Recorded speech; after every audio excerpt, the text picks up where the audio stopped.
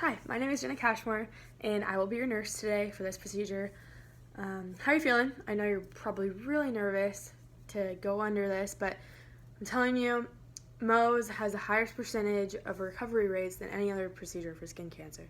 So it is by far the best way to go to get rid of it all. The goal of this surgery is to keep as much healthy tissue as possible while completely getting rid of all the cancerous tissue.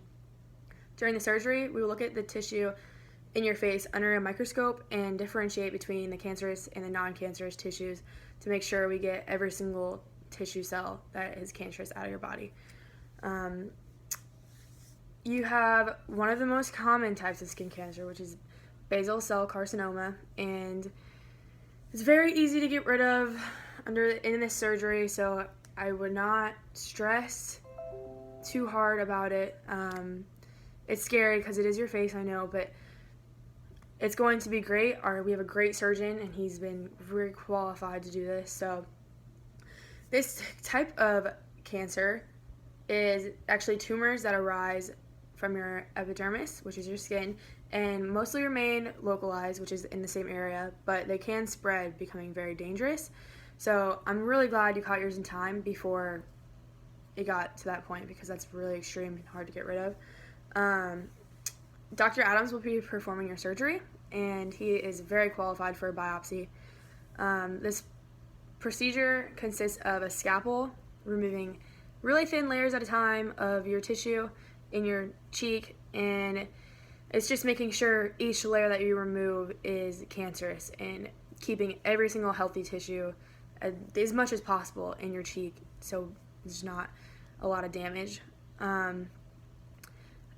After Dr. Adams has cleared all of your cancerous tissue, I will be assisting with bandaging up and stitching up the wound and show you to the waiting area. A technician will then take all of your cancerous tissue that we have found in your cheek to the lab and put them on slides so the surgeon can see what they look like and go back in and see if you have any other areas that might have cancerous tissue. If not, then we'll be done and the procedure will be over. But if you do, we'll have to take you back into the operating room and get the cancerous tissue out, basically, because we don't want any cancerous tissue left. But don't worry, you won't feel any of it. You won't even know. So this procedure will take about 5 hours, but could differentiate based on how much cancerous tissue you actually have and how deep it goes and the margins around it, how much is in there. So it could be longer, it could be shorter.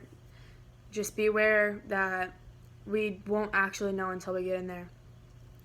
When you are finished with this surgery, there will be stitches involved on your cheek. So depending on how widespread this cancer tissue goes, you may be looking at a bigger scar on your face. So I just want you to be aware that if you take extensive care of your wound on your face, it will be much less minimal. It'll be a way minimal amount of scarring. So if you don't take care of it, you could have a permanent large scar on your face. But if you take immense care of your face with our discharge instructions, it will help out crazy amount. So yeah, and then after they come out of their surgery, I'm really glad your procedure went well. We're going to schedule an appointment for 10 to 12 days to get the stitches out. We can schedule it for July 6th at 8 a.m. Does that work for you?